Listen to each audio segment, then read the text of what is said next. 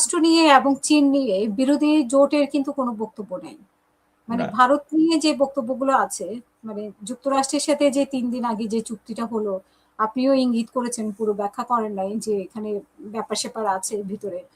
তো সেটা নিয়ে এবং চীন সফর নিয়ে কিন্তু তাদের কোনো আপত্তি নেই বা কোনো কিছুই বলে না। এবং যুক্তরাষ্ট্রে কি হয়েছে না হয়েছে, যুক্তরাষ্ট্র ওই চুক্তি কিসের গোলামি চুক্তি কিনা, সেগুলো নিয়ে কিন্তু আমরা বিরোধী জোটের কোনো আলাপ দেখি না।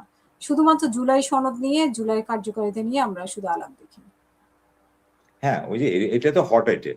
আপনি সমঝোতা। হট আইটেমটা নিয়েই তো তারা আলোচনা করবে। আর চীনকে নিয়ে তারা এখন যেটা নিয়ে তারা বুঝে, তাদের যে পারপাসটা সার্ভ করা ছিল, যে সরকার সুদ্ধা এই যে দেশের জনগণ সহ, বেশিরভাগ জনগণ সহ একটু ভারত, মানে ভারত থেকে বিমুখ হয়ে চীনমুখী হওয়া, এটা তো তাদের সাময়িক বিজয় তো এখানে হয়ে গেছে। চীন তো এই জায়গায় একটা অর্জন করতে পারছে। চীন তো শেষ পর্যন্ত সব দলকে, হ্যাঁ, তাদের মাটিতে পা ছোঁয়াতে পারছে। আপনি দেখেন না চীনের কূটনীতিতে চীন কতটা মেন্টাল প্রেসার, হ্যাঁ, বিএনপি কে করছে। তারা বিএনপির আমিরের নির্বাচনী এলাকায় গিয়ে ইফতার বিতরণ করছে। মানে একদিনেই কিন্তু, মানে কারণ এটা তারেক রহমান সাহেবের সিদ্ধান্ত নিতে অনেক কঠিন সময় পার করতে হয়েছে। কারণ ভারত এখানে একা নয়, ভারতের পেছনে আপনার আমেরিকা রয়ে গেছে। কারণ ভারত আর আমেরিকা এই অঞ্চলের জন্য ভারতই আমেরিকার দরকার। তো সুতরাং চায়নাতে ঝুঁকে পড়লে বাংলাদেশ, তাহলে এখানে যে আরেকটা আধিপত্য নেপাল, শ্রীলঙ্কা, ভুটানের মতো যেভাবে চলে গেল, এটাও যে তাদের হাতছাড়া হচ্ছে, এটাও আপনাকে ভাবাবে। কিন্তু হয়তো এটার খেসারতটা এখনো বা আমরা এই রিফ্লেক্সটা দেখছি না এই কারণে, কারণ ট্রাম্প নিজেই আছে বিপদে। ইরানের কাছে ধরা খায় পাগলের মতো, একবার সিগনেচার করতে যায় আবার ওইখান থেকে ছুটে চলে আসছে। ঠিক আছে, নিজেই বলতেছে যে কি, তার নিজে প্রকাশ করতেছে যে তার আগের প্রেসিডেন্ট, হ্যাঁ, জো বাইডেন ইরানে টাকা পাঠাইছে। হ্যাঁ, তো নিজের কথা তো নিজেই প্রকাশ করে দিচ্ছে। আমাদের দেশে যে রাজনীতির কালচারটা আছে আর কি, সেই জন্য বলছি এটা কঠিন ছিল না। এবং তারা ভাবতেছে যে আমেরিকা এই জায়গাতে তাদেরকে সামাল দিতে পারবে না, আমেরিকা অন্যান্য দিকে যাবে, যার কারণে আমেরিকা চুক্তিটাকে তারা এই মুহূর্তে আর প্রাধান্য দিচ্ছে না। তবে ওই সময় আমেরিকার এই চুক্তিটা দিয়ে মার্কিন যুক্তরাষ্ট্র থেকে যে সমর্থনটা আদায়ের দরকার ছিল নির্বাচনের আগে আগে, হ্যাঁ, সেটা করে নেওয়া গেছে। এবং সেখানে খলিলুর রহমান সাহেবকে ধরে রাখা গেছে, এবং খলিলুর রহমান সাহেব নিজেকে টিকাইতে পারছেন। এবং সরকারের উপর, হ্যাঁ, ইউনূস সাহেবের একটা প্রচ্ছন্ন আবারও বলি, ডক্টর ইউনূসের এখন একটা প্রচ্ছন্ন প্রভাব রয়ে গেছে, যে কারণে উনি মুখে কুলু পেটে উনি বিদেশে বসে বসে, হ্যাঁ, মানে কি করতেছেন এটা উনি জানেন। কারণ উনি জানেন যে খেলাটা উনিই খেলতেছেন।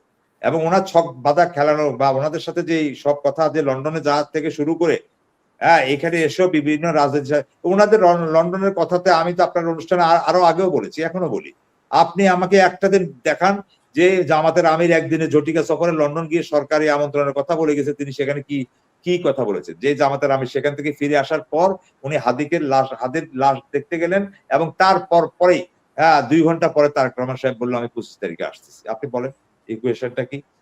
তাহলে এখানে সবার সাথে বসে কথা বলেই কিন্তু এই ফরম্যাটটা করা হয়েছে, এই ফরম্যাটটা। এবং ওই ফরম্যাট করতে গিয়ে যেন ভারতের মাধ্যমে, মানে আওয়ামী লীগের জন্য ভারত যেন মানে কোনোভাবে কোনো কূটকৌশল চালতে না পারে, হ্যাঁ, সেটা মার্কিন যুক্তরাষ্ট্রকে আমি মনে করি একটা চুক্তি করে, হ্যাঁ, তারা যেটা চাইছে সেটা দিয়েছে। হ্যাঁ, চুক্তির একটা ইনফ্যাক্ট আছে, সেটা পড়বে, সেটা কতটা সরকার স্মার্টলি ডিল করতে পারে, পারলে তো পারছে, আর যদি না পারলে আমি তো সেটা আপনাকে একটু আগেই বললাম, তারেক রহমান সাহেবের জন্য যথেষ্ট ঝুঁকির একটা কারণ তো উনি নিচেই, একটা ঝুঁকি তো আছে, সেটা আমাদেরকে দেখতে হবে।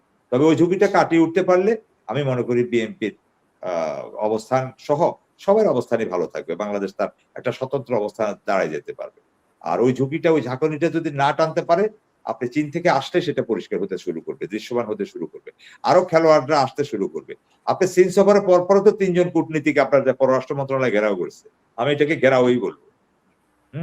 3 জন, এই যে ভারতের এবং আপনার এই যে মার্কিন যুক্তরাষ্ট্র, হ্যাঁ, তারপরে আপনার তারা গিয়ে পররাষ্ট্রমন্ত্রীর সাথে দেখা করছে। তো তারাও যে এটাকে সহজভাবে নিচ্ছে বিষয়টা সেটা না। এবং এর গতিবিধিটাও খুবই সন্দেহজনক আপনার মার্কিন যুক্তরাষ্ট্রের। আর মার্কিন যুক্তরাষ্ট্র এখন বাংলাদেশের জন্য যথেষ্ট মাথা ব্যথার কারণ, মানে শুধুমাত্র এটা ভারতের কারণ। ভারতের সাথে ওই লিয়াজোর কারণে যদি বাংলাদেশের সাথে যদি সরাসরি মার্কিন যুক্তরাষ্ট্র সম্পর্ক করে, তাহলে আমি মনে করি না যে মার্কিন যুক্তরাষ্ট্রের জন্য মানে চীন মাথা ব্যথার কারণ হবে, চীনের জন্য মার্কিন যুক্তরাষ্ট্র মাথা ব্যথার কারণ হবে। এই জায়গায় ব্যালেন্স করা যাবে। কিন্তু মাঝখানে যদি ভারত যদি আপনার ইন্টারভেন করে, ভারত যদি প্রতিটা মুহূর্তে যদি নিজেকে আমাদের রাজনীতি ভূ রাজনীতি মানে অভ্যন্তরীণ রাজনীতির সাথে ইনভলভ করতে চায় আগের মতো, তাহলে ভারত নিজে থেকেই ধ্বংস হয়ে যাবে এবং আপনি দেখবেন খুব সহজে।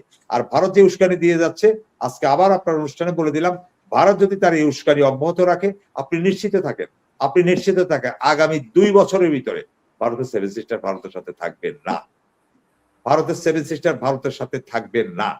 এবং ভারতের সেভেন সিস্টারে যারা আছে, যারা মুক্তিকামী স্বাধীনতাকামী যেই যোদ্ধারা আছে, তারা বাংলাদেশের একটা অংশের সাথে যোগাযোগ কিন্তু তারা রাখছে।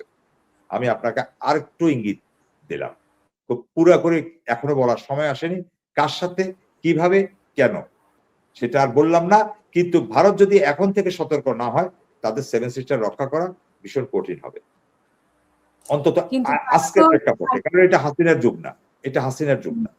তারা যেটা করতেছে তারাও তো একটা পরিকল্পনার অংশ। তাদের এই যে মূর্তি বানাচ্ছে, তারপরে রংপুরে জায়গা কেনা হচ্ছে, আমি আপনাকে বললাম তো, এই অংশটা এই পরিকল্পনাগুলোই যদি সে জারি রাখে, আমি এটার কথাই বলছি, এটাই যদি জারি রাখে, মূর্তি বানানো, উস্কানি দেওয়া, তারপর তাদের নিজেদের হিন্দুরা নিজেরা মেরে নিজেদের মূর্তি নিজেরা ভেঙে যদি বাংলাদেশের সাথে কোনো একটা যুদ্ধে তারা জড়ায়, এবার ছোট হোক আর বড় হোক, আমি বললাম যে তাদের সেভেন সিস্টার থাকবে না, ফুল স্টপ। আর আমি ওখানে যারা যারা নিজেদেরকে স্বাধীন ঘোষণা করছে, অনেকে তো স্বাধীনতা ঘোষণা করছে, ওরা না মানে না, কেন্দ্রীয় সরকারে না মানছে না, তাহলে আপনি মনে করেন ওইদিকে কাশ্মীর, এদিকে সেভেন সিস্টার, হ্যাঁ ভারতের আর অবস্থান আসছে কোথাও?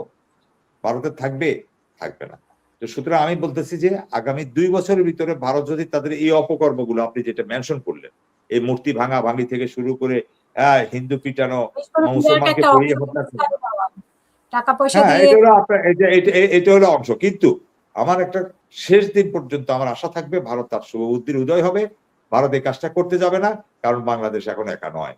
বাংলাদেশের 18 কোটি মানুষ আজকে ঐক্যবদ্ধ এবং বাংলাদেশের আজকে 2 পরাশক্তি, ইভেন তুরস্ক সহ বাংলাদেশকে সহায়তা করতে যথেষ্ট রকমের প্রস্তুত। এবং সেই বাংলাদেশই তার সেন্টার পয়েন্ট, যেখানে সেভেন সিস্টারের জন্য যারা যুদ্ধ করছে আর স্বাধীনতার জন্য, ভারত থেকে আলাদা হওয়ার জন্য যারা সেখানে করছে, তারা ঘনিষ্ঠ যোগাযোগ রাখছে, যেটা ভারতের জন্য যথেষ্ট অমঙ্গলের কারণ। এখন ভারতের চয়েস, ভারত কোনটা চুজ করবে।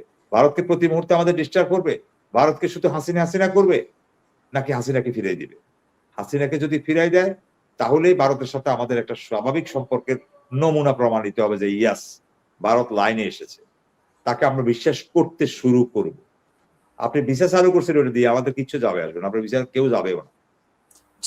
ট্রেনও তো চালু করছে, ট্রেনও হাসিনা যাওয়ার পরে আপনারা এগুলো একটাও করেন, আপনি শুধু হাসিনাকে ফেরত দেন।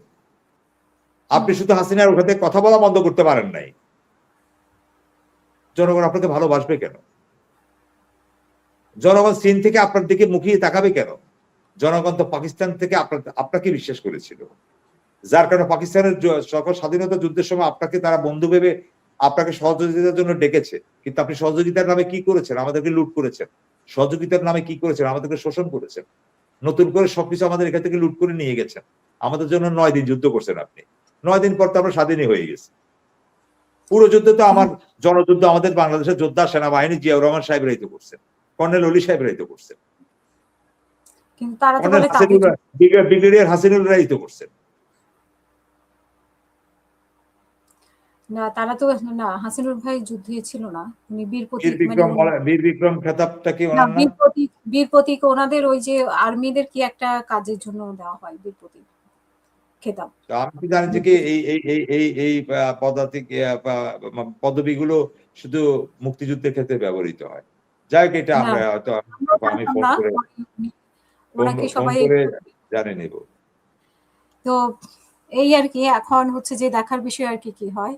তো তারা তো দাবি করে যে এই যুদ্ধ তাদের ছিল, তাদের জয়, এই মানে এই যে মুক্তিযুদ্ধ তাদের জয়, এটা তো তারা আমাদেরকে তাচ্ছিল্য করা। এটা তো আজকে এই যে আজকের এই পর্যায়ে ভারতের সাথে সম্পর্ক আসার ক্ষেত্রে তো তাদের এই বয়ানগুলোই তো আমাদের জন্য মানে ইয়ে হয়েছে, তাদের মিডিয়ার এই বয়ানগুলোই তাদের প্রতি আমাদেরকে ক্ষুব্ধ করে তুলছে। একদিকে তাদের সেভেন সিস্টারের ঝামেলা, একদিকে এখন আমাদের বাংলাদেশ, একদিকে কাশ্মীর। তো সে তো প্রত্যেক জায়গায় গিয়ে বাহার ঢুকাই দেয়, একটাতে তো তারা দ্বিতীয় আসতে পারে না। আর এবার তো আরো পারবে না, এবার আরো পারবে না। আমি আপনাকে সেটাই বলছি যে আগামী একেবারে সর্বোচ্চ 2 বছর হয় সোজা হবে, নাহলে ভারত ভেঙে খন্ড খন্ড হয়ে যাবে।